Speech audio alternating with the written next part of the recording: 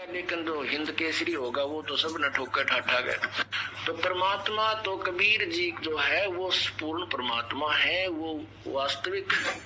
उसके सामने तो अलग बात है, लेकिन फिर भी अपनी सतर की भक्ति में वो उनसे श्रेष्ठ थे। उसके बाद वही पुण्यात्मा राजा जनक बनी। ओए होए।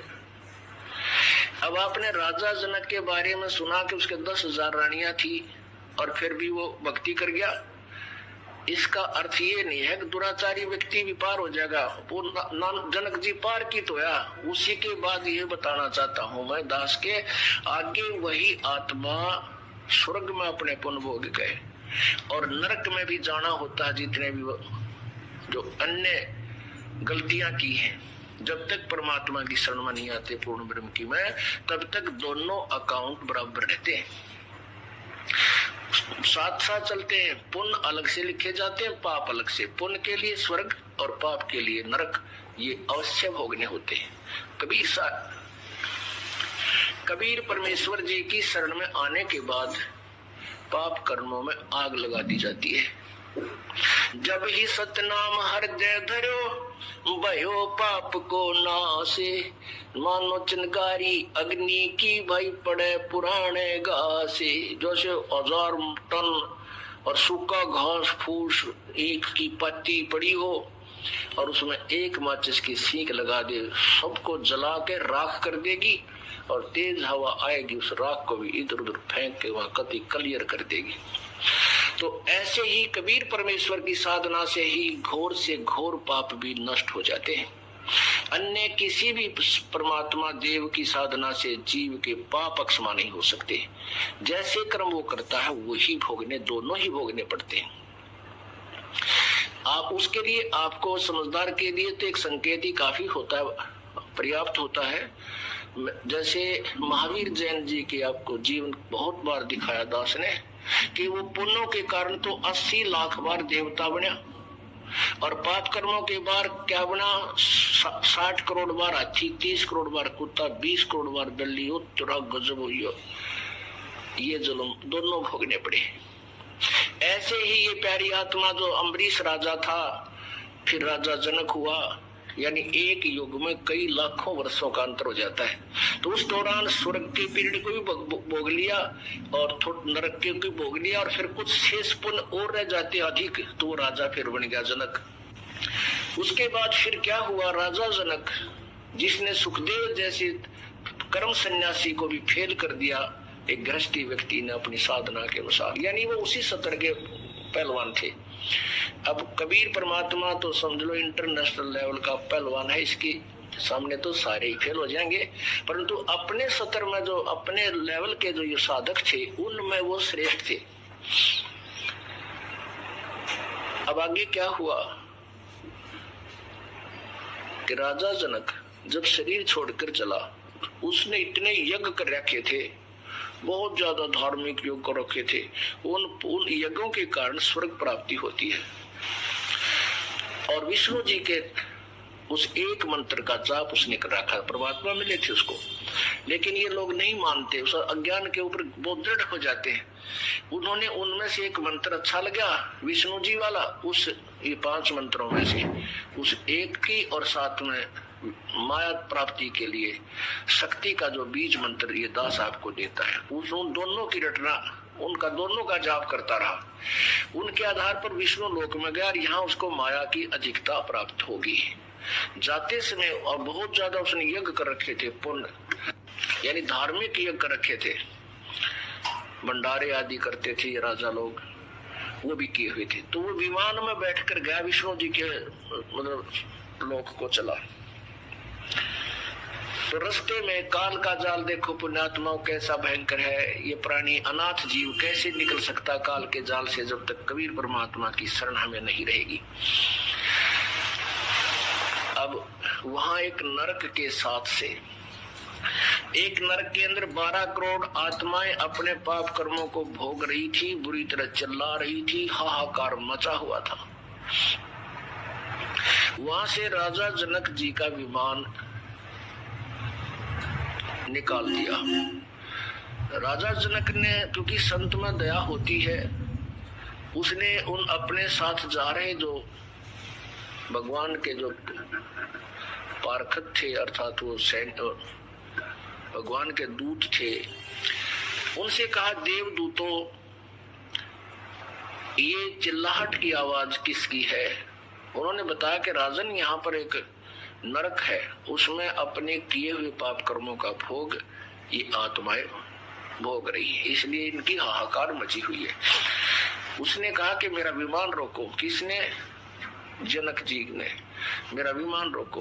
विमान रोक दिया कि इनको कहो कि इनको तंग ना करें, इनको छोड़ दो, जितनी भी इसमें आत्माएं नरक में है। देवदूतों ने कहा कि राजन, यहाँ आपका आदेश नहीं चलता, आप यहाँ राजा नहीं हो, यहाँ तो धर्मराज का आदेश चलता है। वो यहाँ का, यानी धर्मराज का के आदेश से ये इस नरक रूपी जेल में डाल दिए गए हैं, और यहाँ का यमराज राजा है ये जेल। और जब तक धर्मराज इसको आदेश नहीं देगा यमराज को, तब तक ये नहीं छोड़ सकता, ये जेलर इनको बरी नहीं, यहाँ से निकलने देगा। तो उन्होंने धर्मराज को बुलाया कि धर्मराज को बुलाओ। आ गया धर्मराज। राजा जनक ने कहा, उसने कहा कि या तो मैं भी आगे नहीं जाऊंगा, यही रहूंगा। देवदूत कहने लगे, जी ऐसा नहीं, आप यहाँ नहीं रह सकते, क्योंकि आप तो स्वर्ग अधिकारी हैं, आपको स्वर्ग में जाना है। कहना मैं नहीं जाऊंगा, या तो इनको भी छोड़ो और नहीं मुझे भी यही छोड़ दो। तब उन देवदूतों ने धर्मराज से टेलीफोन मिलाया, कांटेक्ट किया कि ऐसे ऐसे ये राजा ऐसे ऐसे एक जिद कर रहा है। तो धर्मराज वहीं आ गया। तब उन्होंने भी कहा कि आप चलो राजन, अपना स्थान ग्रहण करो स्वर्ग के अंदर, और ये तो पाप, इनके जो पाप कर्म इनको भोगना ही पड़ेगा, ये तो हार्ड एंड फास्ट रूल है यहाँ का। राजा बोला, नहीं मुझे भी छोड़ दो यहीं पर, या इनको मेरे साथ और स्वर्ग भेज दो, मुझसे इनका दुख देखा नहीं जाता। तब धर्मराज ने कहा, सोचा भी तो अच्छा पंगा पाया इसने। तब धर्मराज ने कहा, जी एक विकल्प है इसका, आप अपने पुण्य दे दो इनको, आपके पुण्यों के आधार से हम इनको छोड़ देंगे। राजा ने कहा, ठीक है, मैं इनकी जमानत देता हूँ। मैं अपने पुण्य इनको 50% आधे पुण्य दे दिए। अब झाड़ दिया पल्ला सा, सारी उम्र की कमाई हुआ जीवन की आधी दे दी वहां पर। अब उनके कारण वो 12 करोड़ आत्माएं विमान में बैठा के उसके साथ पैरेलल दूसरे विमान में उसके साथ साथ भेज दिया, स्वर्ग में चली गई। अब राजा जनक की तक कमाई का नाश करवा दिया। दया भी हिसाब की हो, इसी दया के होगा अपने पैर में कोड़ा मार ले? नहीं। परमात्मा कहते हैं, जो हम कहें करे जो कोई, मन धारे सो देखे, और लक्षण योग लखावा। तो वो था ठग और दिखा ईसा को, बड़ा इसके साथ साधु संत नीर त्यागी बैरागी दिखाओ अपने आप को। एक बार राजा ने अंगूठी बनवाई सोने की, बड़ा धनी व्यक्ति था वो राजा। सोने की अंगूठी 50,000 में तैयार हुई उसमें, आज तो मेरे ख्याल में 5 करोड़ की हुआ। हीरे पन्ने छोटे छोटे ऐसे लगा के सोने की अंगूठी, और अच्छी बड़ी छाप सी थी। अब राजा उस अपने गुरु के पास जाता था, 10-5 रुपये दान कर देता था। अब उसने देखा ठग ने कि राजा की अंगूठी बहुत बहुमूल्य है, या तो ठगनी चाहिए। उसने अपने चेले से कहा कि राजा की अंगूठी कहाँ बनी है ये पता कर। उसने बात में पता कर लिया, क्योंकि नगर में 2-4 सुनार होते हैं जो राजा से संबंधित होते हैं। पता किया कि सुनार से बनी है। तो उससे कहा कि भाई तू एक ऐसी ही डुप्लीकेट बना दे। उसने उसी अंगूठी या छाप डुप्लीकेट बना दी, और वो उस नकली ने अपनी जेब में डाल ली। उसके गुरुजी ने राजा को संदेशा भिजवाया कि गुरुजी नौका विहार करना चाहते हैं। राजा को जब संदेशा मिला, वो तो डिवोटेड होते हैं श्रद्धालु, तो कहा भी चलो फटाफट, और आपके साथ नौका विहार करना चाहते हैं। राजा ने तुरंत करवा दी व्यवस्था, और आप भी आ गया और कहा महाराज चलो, एक नौका में राजा, एक दो नौकर, राजा और उसका गुरुजी नौका में बैठे, नाविक चला रहा है और घूम रहे एक बहुत बड़े सरोवर के अंदर। जब उसने, राजन ये क्या है? अजी अंगूठी है गुरुदेव, ये कितनी कीमत की होगी? अगलो जी देखो, ये है 50,000 रुपए की 4 हुई। अच्छा अच्छा, और नाविक जरा ध्यान से चला, इधर चल। अब उस राजा की नजर तन्यून होगी, कोई ये नाविक गड़बड़ कैसे करे। वह अंगूठी डाली, दूसरी नकली काट के कहने लगे, राजन अंगूठी तो बहुत अच्छी है पर हमारे क्या काम की? उसने कहा, राजा ने, आप रख लो गुरुदेव। अरे हमारे क्या काम की, हमारे लिए तो मिट्टी है, वहां फेंक दी तालाब में। अब राजा ने सोचा, भाई गुरु जी के तो चाड़ा है, कति कति त्यागी विरागी है, तो किसी चीज की इच्छा ही नहीं रखता। दूनी श्रद्धा बन गई उसकी। पहले 10 रुपये दान करता था, फिर 100 करने लग गया। अब वो चाहता यही था कि वो किसी तरह और अच्छा मजबूती से मेरे साथ लगे। और वो ओरिजिनल गाली को जो मैं, और वह छुपा दी अपनी कुटिया में, जमीन खोद के अपने कॉन्फिडेंशियल चेले थे दगुआ दी।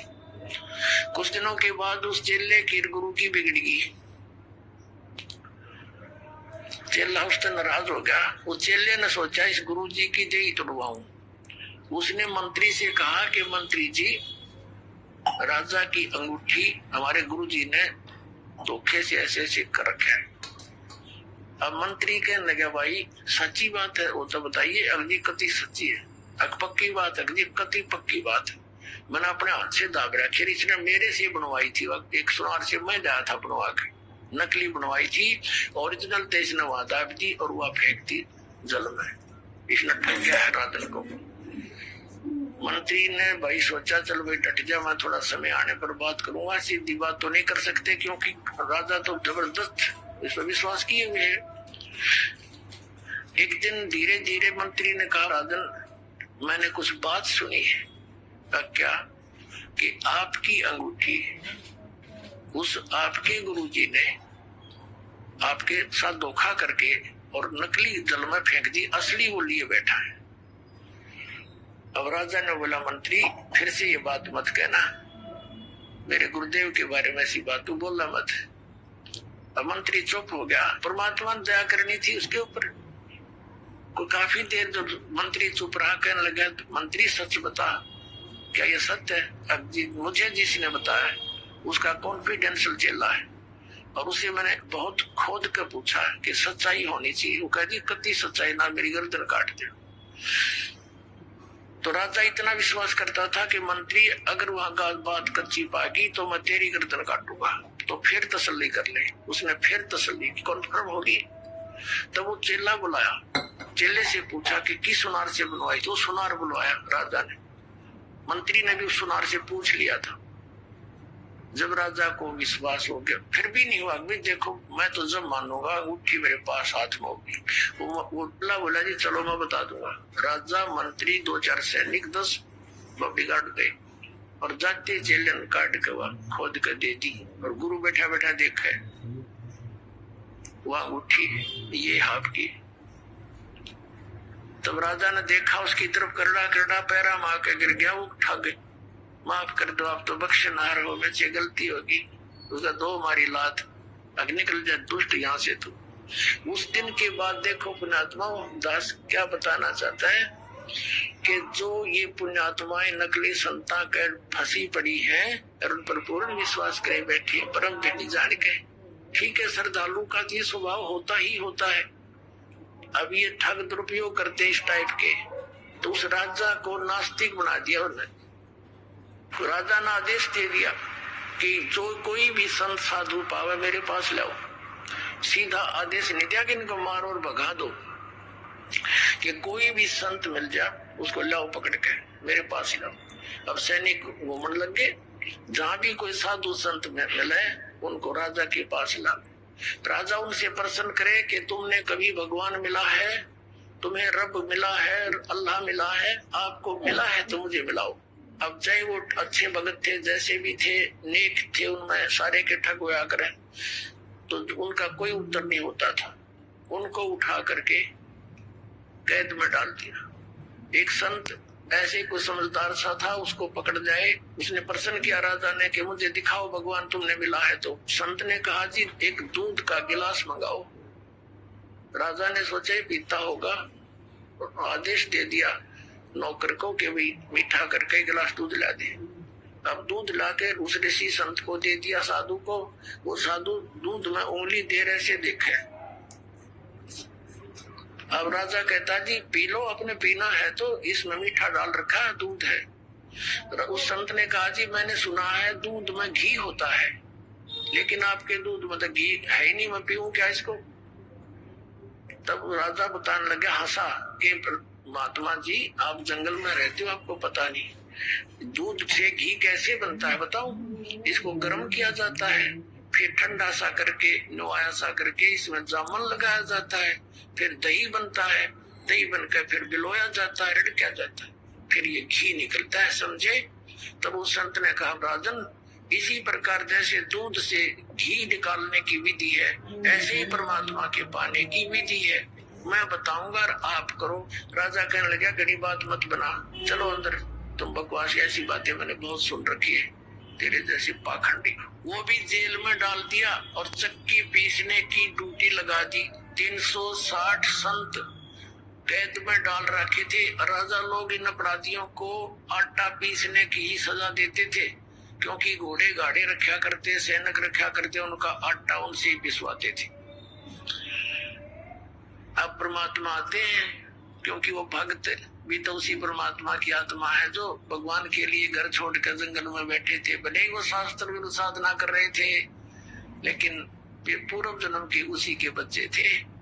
अब वो चक्की पीस रोए, हे भगवान बता तेरे नाम पर निकले थे, आज मालिक तेरी भक्ति करते करते ये दुख हमारे ऊपर आए, तो कहते पहुंचूंगा छनेक में अपने जन के काज। एक तीर से कई शिकार करते हैं भगवान। उधर से उस राजा को दलदल से निकालना था, उधर से उनकी भी बंद छुटवानी थी। अब क्या हुआ, एक दिन परमात्मा एक ऊंट, जैसे राजस्थान के अंदर होते हैं ये राजस्थानी, बड़े बड़े साफे होते हैं इनके, ऊंटवाल बोलते हैं इनको, और लंबी नोक की जूतियां होती थी पहले, एक लट रखते थे साथ में, छोटा सा कुर्ता सा पहनते थे, धोती डबल टांग की पहनते थे। ऐसी वेशभूषा बनाकर एक कारवां बोलते, कारवान, उस रभारी जैसी, और राजा के रेजिडेंशियल प्लेस पर यानी उसके निवास स्थान की छत पर, राजा के घर की छत पर रात्रि के समय, और ऐसे खोद मारे लाठी की छत पे खट खट हुआ है। राजा की छत पर तो चिड़िया की आवाज भी नहीं हो सकती। राजा एकदम नींद से उठा, मंत्रियों को फालन किया, ये क्या आवाज आ रही है, तुम कहाँ सो गई हो, और पकड़ के लाओ ये कौन है कमबख्त। अब लाए ऊपर तो पकड़ के एक राजस्थानी सा नो लट ले रहा हाथ में और नो खड़ा। राजा बोला तू कौन है। परमात्मा बोले भाई मैं ऊंट रखता हूँ गने, और कल मेरा एक ऊंट गुम हो गया, उस ऊंट ने ढूंढता ढूंढता तेरी छात पर आ गया। मैं नो सोचू था कहीं आना बैठा हो तेरी छात पर मेरा ऊंट। अब राजा कहता है अरे बोले आदमी छत पर कभी ऊंट हो सकता है, यानी क्वाइट इम्पॉसिबल, तू कहाँ ढूंढ रहा है। तो परमात्मा ने कहा जिस प्रकार छत पर ऊंट नहीं हो सकता, नहीं मिल सकता, इसी प्रकार तू इन संतों को दुखी करके अब्राहिम भगवान नहीं पा सकता, क्वाइट इम्पॉसिबल। अन्यों का अंतर ध्यान हो गए, अदृश्य हो गए। वहां से राजा को चक्कर आ गया, क्योंकि सामने से आदमी एकदम उदल हो जा तो कलेजा हिल जाए इंसान का। और वहां पहुंचे कहां पर, जहां वो चक्की पीस रहे थे। परमात्मा ने जाके कहा उन जेलर से कि भाई मेरी भी सजा कर दी तुम्हारे राजा ने। वो भी साधु से रूप बना लिया मालिक ने वहां जाके। कहने लगे अच्छा भाई तेरी सजा कर दी, कहा तू बड़ा ईमानदार आप आ गया। अकबर भाई क्या करूं, क्या करूं, और मैं नहीं कहीं और फिर पकड़ के लाएंगे मुझे। तो जेलर ने वो भी अंदर कर दिया कि चल पकड़ चक्की पीस।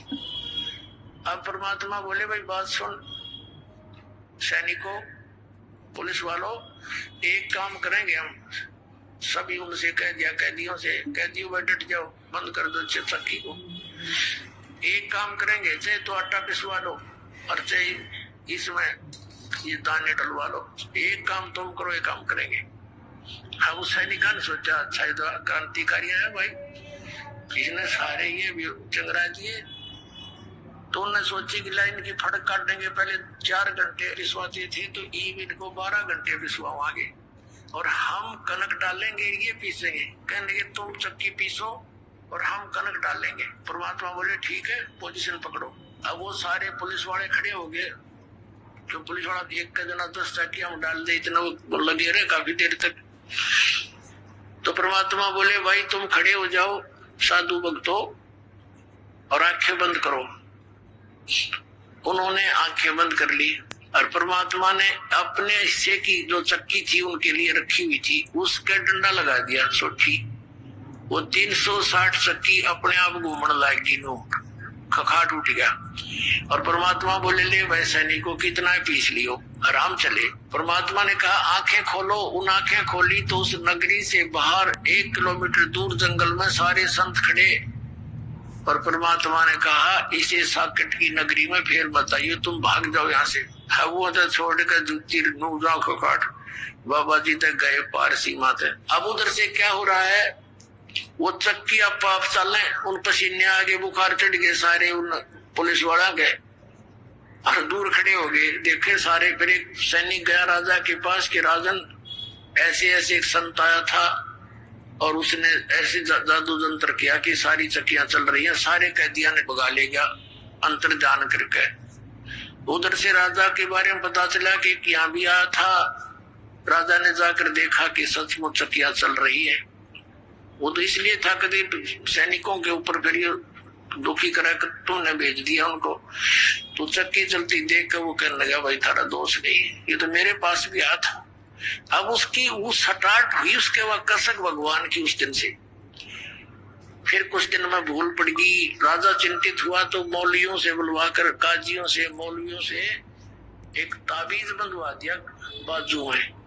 उन्होंने बताया जी ये तो कोई ऐसे जन वगैरह होते हैं, भूत प्रेत, ये फरिश्ते वगैरह आ जाते हैं, कोई ऐसी बात नहीं, अब नहीं आएंगे।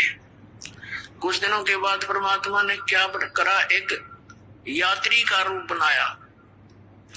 शाम के समय एक छोटी सी पोटली राह चलते रखा करते, बैग जैसे छोटा सा, उसमें अपने रास्ते के कपड़े आदि होते थे। ऐसा लेकर के एक पोटली सी सिर पे, और शाम के समय राजा बैठा था अपने महल के सामने घर में। एक तो होता है उनका दरबार ऑफिस, वो अलग होता है, एक अपने घर में बैठा था।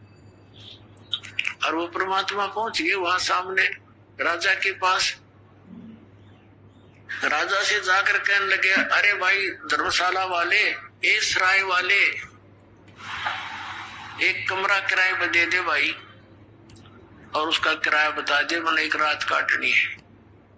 राजा उसके मुंह की तरफ देखे, उन्हें सोचा भोला भाला यात्री ग्रामीण है, इसका धोखा लग गया। वो कहने लगा भाई आप कौन हो? उसने कहा परमात्मा मैं यात्री हूँ, मैंने अपने जाना है सफर पे, देर होगी, मैंने रुकना है रात में, तो किराया बता दे, कोठड़ी मैंने दे दे। तो राजा बोला तेने पता ये क्या स्थान है? अब क्या है भाई बता दे। कि ये मेरा महल है, मैं राजा हूं यहाँ का, ये सराय नहीं है। परमात्मा ने पूछा तेरे से पहले इसमें कौन था भाई? कि मेरे पिताजी थे। उससे पहले कौन था? कि मेरे दादे परदादे मेरे पूर्वज थे। तो वहां वो कहाँ गए? कि वो तो अल्लाह खुदा को प्यारे हुए। तो आप कितने दिन रहोगे इसमें? जब अपना नंबर आवा ना मृत्यु का, जब होश हवास उठ जाते आदमी की, कहा जाना तो मुझे भी पड़ेगा। फिर न महल समझे मूर्ख, तो ये सरा नहीं तो क्या तू महल समझता है? ये तेरे बाप दादा पड़ पीटी, ये भी बस ये सरा में की थी, ऐसे ही तू चल जाई, इसलिए मैंने यह महल सरा बताई। न्यू कहकर अंतर ध्यान हो गए। राजा को चक्कर आके गिर गया। अब फिर और मौलवी बुला दिया, उसने दूसरी बाजू का तबीज बांध दिया। कब नहीं आओगा, भूत प्रेत था कोई। इन्होंने यो प्रेत ना हटता, ये तो हमने